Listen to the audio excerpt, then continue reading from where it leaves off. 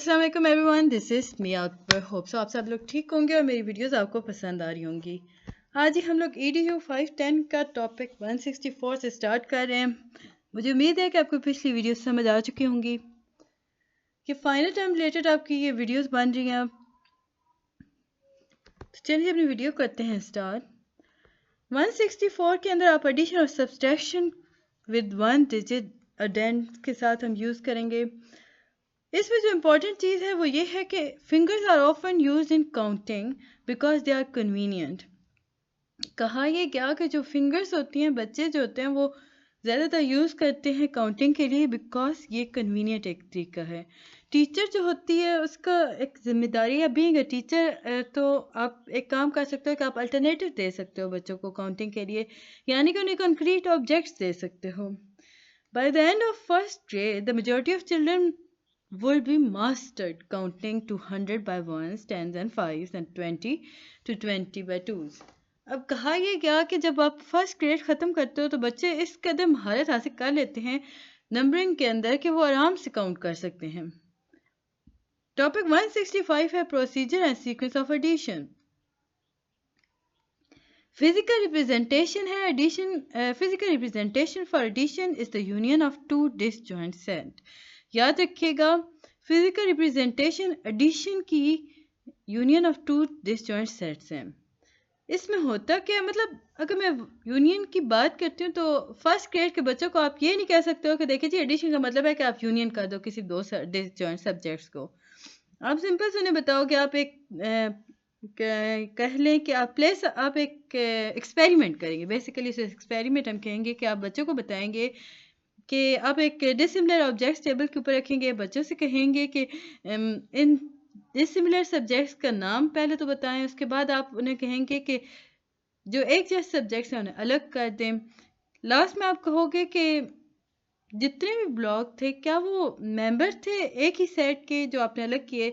तो अगर बच्चा कहता है यस, तो आप उसे पूछेंगे क्यों, तो बच्चा बताएगा कि इस वजह से ये एक जैसे थे, इनकी शक्ल एक जैसी है, इनका नाम एक जैसा है, so on.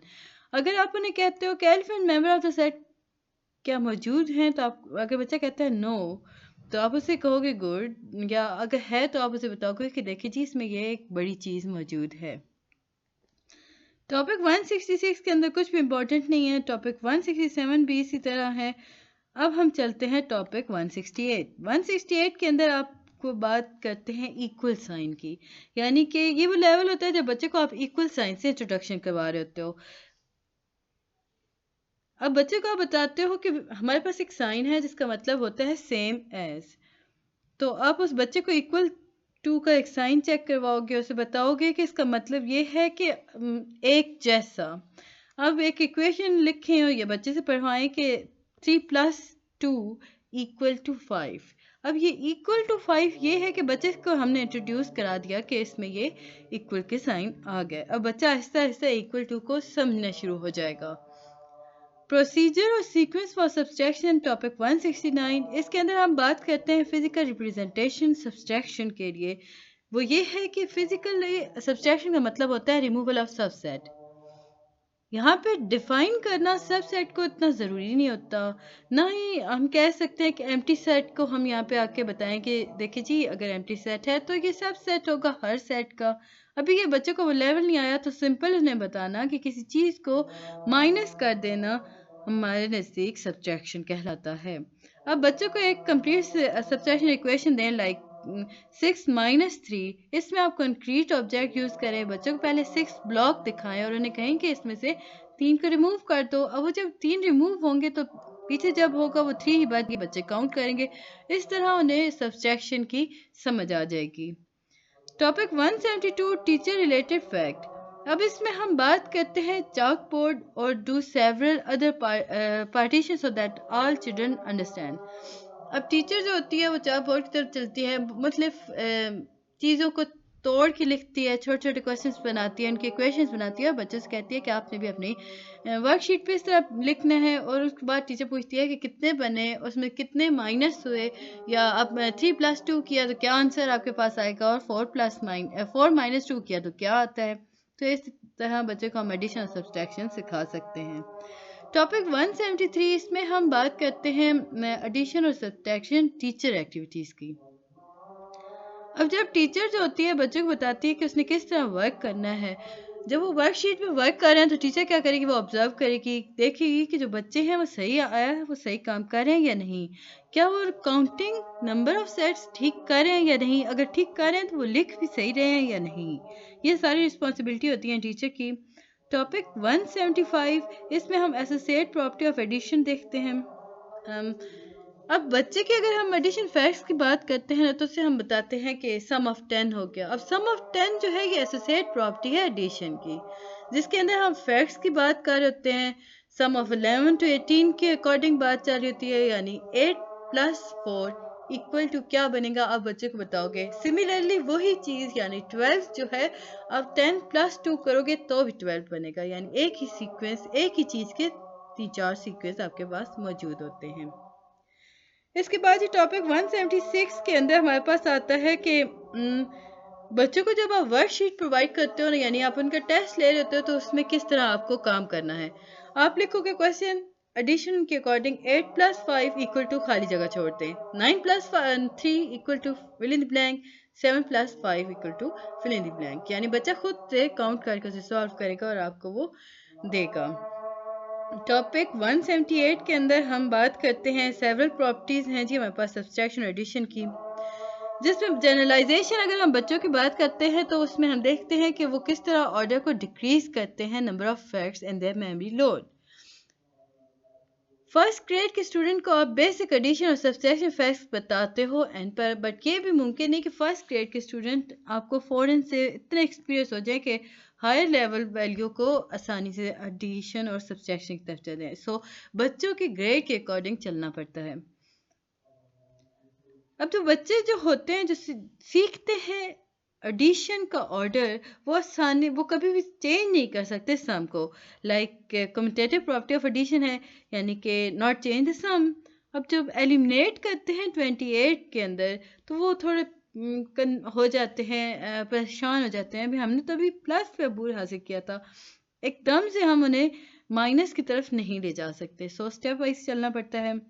Topic 179 hidden number, कुछ कम्बिनेशन है नंबर्स के, लाइक आप क्लू बच्चों को देते हो कि आपने गैस करना है नंबर। आप सेट ऑफ नंबर्स उन्हें देते हो कि 0 से 9 तक एक नंबर है, उसके अंदर आपने नंबर्स देखने हैं जो मिसिंग है, बच्चा उस अकॉर्डिंग चलता है। टॉपिक 180, इसमें भी आप पैटर्न कहते हो बच्चों को कि आप मिसिंग नंबर्स को पैटर्न के अंदर ढूंढें। कार्ड और डाइस गेम होती है, ये एग्जाम्पल है आपके पास। आगे बढ़ने से पहले काइंडली मेरे चैनल को लाइक और सब्सक्राइब जरूर कर दे। वीडियो पसंद आती है तो कमेंट कीजिएगा। बिग बैंग थ्रो, ये बहुत इंपॉर्टेंट था आपके लिए। बिग बैंग थ्रो एक्सपेरिमेंट था क्या? इसमें आप क्या करते हो, ऑर्गेनाइज करते हो टीम को और डिज़ाइन करते हो फ्लोर के ऊपर, यानी कि आप पेपर टेप करते हो फ्लोर के ऊपर। इसमें 9 स्क्वेयर्स बनते हैं और हर स्क्वेयर के अंदर एक नंबर रखा जाता है। अब यहाँ पे जब बीन बैंग नंबर्स होते हैं वो 0 से 9 की तरफ होते हैं, तो जो प्लेयर होता है वो स्टैंड करता है हर मार्क के बिहाइंड और थ्रो करता है बीन बैंग तो उन स्केल्स के ऊपर। अब ये जो प्लेयर होता है ना, वो product of number on the big bang उसे प्रोवाइड किया जाता है, और ये जो नंबर होता है ये स्केयर किया जाता है उस बिग बैंग को या बीन बैंग को थ्रो करने के प्रोडक्ट के ऊपर। इसके बाद ही आप बच्चे से कहते हो कि आप शो मी, जितने कार्ड उसके पास होते हैं आपके, वो बच्चे से कहते हो आप शो करो और उसे ऐड कर दो। इसमें हिडन नंबर्स भी मौजूद हो जाते हैं। सो ये बीन बैंक गेम एक ऐसी गेम है जिसके अंदर आपके पास हिडन नंबर्स भी पाए जाते हैं। फ्रैक्शन नंबर, जो वर्ड फ्रैक्शन होता है इसे अगर डिक्शनरी में हम देखें तो इसका मतलब होता है फ्रैगमेंट या bit as a part distance from whole, छोटे छोटे हिस्से। टॉपिक 183 के अंदर हमें बताया जाता है कि जो आइडिया होता है वो किसी भी चीज़ का की आइडिया होता है, यानी कि जो सबसे पहले आइडिया आपके पास आता है उसे सॉल्व करने के लिए उसे हम की आइडिया कहते हैं। इसके बाद ये टॉपिक 184 के अंदर आपके पास आ जाते हैं कुछ फ्रैक्शन नंबर के अंदर कंक्रीट मॉडल्स आ जाते हैं। अब अगर ऑरल की हम बात करते हैं, कंक्रीट मॉडल या तो ऑरल फॉर्म में होगा या रिटन फॉर्म में होगा। ओरल में आप क्या करते हो, बच्चे को एक शीट ऑफ पेपर देते हो और उसमें आप उसे कहते हो कि इस with 2/3 mark in red and 1/3 mark in black. उस पेपर के ऊपर 2/3 जो है वो रेड कलर का मार्क हुआ है और 1/3 जो है वो ब्लैक कलर के। आप बच्चे से पूछते हो कि कितने जो मार्क हैं वो रेड हैं, बच्चा जवाब देगा 2/3। आप पूछोगे कितने मार्क जो ब्लैक हैं, तो बताएगा 1/3। कंक्रीट के अंदर आप बच्चे रिटर्न के अंदर आप बच्चे को एक शीट ऑफ पेपर देते हो जिसके अंदर 4th या विद 3/4 मार्क होते हैं जो रेड होते हैं और 1/4 जो होते हैं वो ब्लैक होते हैं। सिमिलरली उसी तरह क्वेश्चन किया जाता है, बच्चा बताता है। ये ओरल था। अब ओरल से रिटर्न की तरफ जाते हैं तो आप बच्चे से कहते हो जी लिखें जी राइट 3/4। अब बच्चा खुद से लिखेगा कि 3/4 कैसे लिखते हैं। Topic 185 sequence for learning fraction. इसमें हम यूनिट की बात करते हैं, यानी आइडेंटिफाई करते हैं नंबर ऑफ यूनिट को more than less than a unit. अगर हम पार्ट ऑफ यूनिट देखें क्रॉस ए कंक्रीट मटेरियल, तो यहाँ पे आके बच्चा जो होता है वो आइडेंटिफाई करता है number of pieces in unit identifying equal size pieces, यानी कि उस बच्चे को पता होता है कि कितने टोटल पीसेस हैं और कितने ही पीसेस एक जैसे साइज में हैं। टॉपिक आपके पास आता है 186 यूनिट। यूनिट की अगर हम बात करते हैं तो यूनिट है क्या? यूनिट बेसिकली आइडेंटिफाई किया जाता है नंबर ऑफ यूनिट को, यानी जो आइडिया होता है फ्रैक्शन नंबर का उसे ग्रो अप किया जाता है as the idea of part of something. यानी कि हम कह सकते हैं कि fraction number is the idea of something, part of something, यानी किसी भी छोटी चीज़ का आइडिया हो सकता है। अब यहाँ पे जो पर्पस है ना इस हिस्से को डिफाइन करने का, वो ये है कि या तो ये छोटा हिस्सा या ये पूरे हिस्से में से कुछ थोड़ी सी चीज़ें मुख्तलिफ थी। अब बच्चे को आप कैसे समझाओगे? आप कुछ बल्ब लोगे, उनके ऊपर उनके अंदर आप पेपर कप बना दो, पेपर कप डिफरेंट कलर के होंगे, उसमें बल्ब रख दोगे और फिर बच्चे से पूछोगे कौन से कलर में, कौन से कलर के कप में कितने बल्ब मौजूद हैं। तो इस तरह हम मतलब छोटी छोटी चीज़ें, छोटे छोटे टास्क करवा सकते हैं। अच्छा, इसमें हम लोग जा रहे थे डायरेक्ट 92 पेज पर, क्योंकि 91 में आपके पास कुछ भी इम्पोर्टेंट नहीं है। 92 में हमारे पास जो इम्पोर्टेंट आता है that is establishing fraction names. As soon as children can recognize equal size piece in given unit, they can start using fraction orally to talk about how much of unit is being considered. यानी कि कहा यह किया कि stage पर आकर जब बच्चा सीख जाता है कि कौन सा स्टेप मूव फॉरवर्ड करना है, तो वो आराम से या कितनी ही चीज़ें इक्वल साइज के अंदर, यानी कि यूनिट वो सीख गया तो आसानी से उसे फ्रैक्शन भी बना सकता है, यानी फ्रैक्शनलाइज भी कर सकता है। इसके बाद ये हम आते हैं, इसमें हमारे पास ये टॉपिक था 200 जिसमें मैथमेटिक्स के प्रमोशन कहा गया अर्ली ईयर्स के अंदर। सबसे पहले हम देखते हैं ग्रुप एक्टिविटीज़।